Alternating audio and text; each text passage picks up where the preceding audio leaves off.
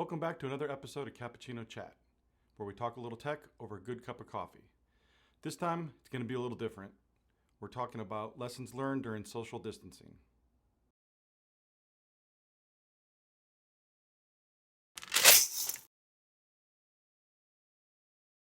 All right, this time on Cappuccino Chat, we're going to talk about lessons learned during social distancing. And lesson number one, I don't like social distancing at all. I enjoy getting out and meeting with people, talking to our clients, meeting new prospects, and shaking their hand. Didn't think I would miss it as much. I'm not a very outgoing person, but when it comes to interacting with people, I guess I am a person who likes to be social, if you will. Um, yeah, I'm not digging what's going on right now. I hope we get through this quickly so we can get back to the way things were before. I saw a meme the other day that I really liked. It asked if we could reload 2020 because this version has a virus. So definitely want to get back to some of the practices that we had prior to all this, social distancing being one of those. So there are some good things that have come out of it. Some lessons learned, just the honeydew list, if you will, around the office, having more time to get some of those items done, plan for the business, think creatively on ways to work within the business and do different things, be more efficient, be more productive. How can we communicate better with our clients? Things like that. So really, have had the time where you can't say, hey, I'm too busy to get this done, too busy to get that done. So having a little extra time has been nice. On the other side of that, having this much time can be not as much fun for everybody as well. Some other things we're glad we did. Internet. So I know I talk to clients a lot of times and they ask about what kind of internet should they have, what kind of bandwidth should they have, who should they get it from. A couple of years ago, we made the decision to move to Spectrum Fiber here at our building because it was at the building, which one downside is it's not everywhere here yet in the valley. But we made that decision a couple of years ago, even though it is more expensive. The quality and the way in which the fiber technology works, having the same upload and download at the same time has been very nice. That quality of service, as they call it, where you don't get the drop packets and the load, and the technology isn't affected by the number of users that are out there. So what I mean by that is probably during this time while you've been staying at home, you got the kids and your neighbors and they've got their kids and everybody in the neighborhood's on the internet more doing Netflix and online streaming videos and all that kind of stuff and Zoom meetings. You've probably noticed your internet at times slowing down and lagging. Well, the system really wasn't built for this kind of load. I mean, think about Zoom. Prior to all this, they had a couple 100,000 subscribers to their system, and overnight they went to a couple million subscribers. So had some hiccups. They found some issues, things they needed to fix. Those issues were there all along. They just weren't brought to the forefront, if you will.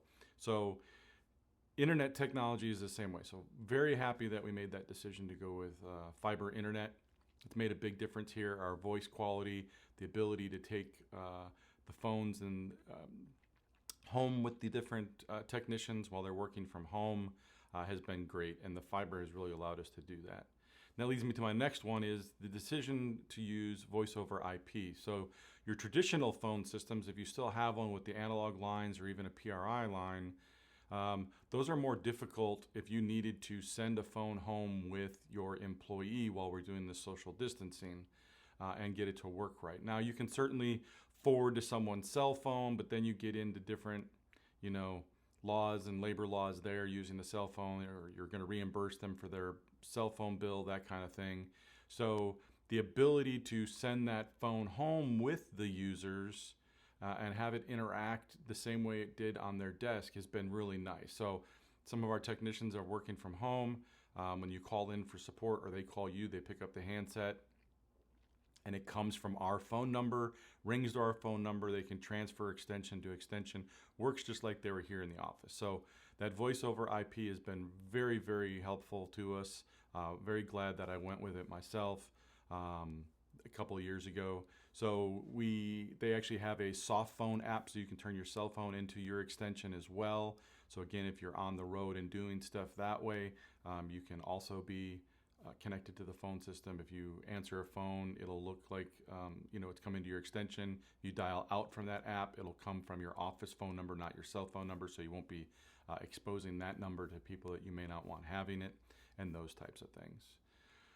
So what kinds of things have you learned during all of this? I'd be interested to know. If you're a client of ours, please reach out. Let me know what you've learned. So maybe some things we need to talk about, help implement. Maybe some things that have gone really well for you while you're working from home. I know a lot of our clients with the firewalls and stuff that we put in with the VPN capabilities built right into it. We've enabled that for a lot of people who didn't have it before, and it's made working from home that much easier and secure during these times. Now, one of my hopes for this time, from a technology standpoint, is that some of the shortcomings that these technology firms have run across during all of this, for instance, like Zoom and the issues they've had, will start causing them to innovate and really move their technology forward. So a little kick in the butt, if you will. So really hoping that some of these different vendors, and we are seeing it, we've seen Microsoft kind of ramp up a little bit faster with Microsoft Teams and what they're doing because of the shortcomings of Zoom to try to compete there and do some stuff. But I'm really looking forward to everyone innovating more so that when something like this might happen again in the future, or if we decide to, hey, you know what, this work from home, that really worked for my business, I'll be able to downsize my footprint in my building. My rent will go down. My heating, air conditioning, electricity demand will all go down because I won't have the users at my office. So that could be something that's good for your business. And maybe you've realized now that you are able to work more remote. Could be in the other side of that where you can't work remote and you're learning that working remote is not for your business and the way you do business. And there's nothing that you can do to change that to make it work better for you. And if that's the case, good lesson learned. You now know that. Need to make some adjustments so if something like this does ever happen again, that we can make sure things stay as smooth as they are.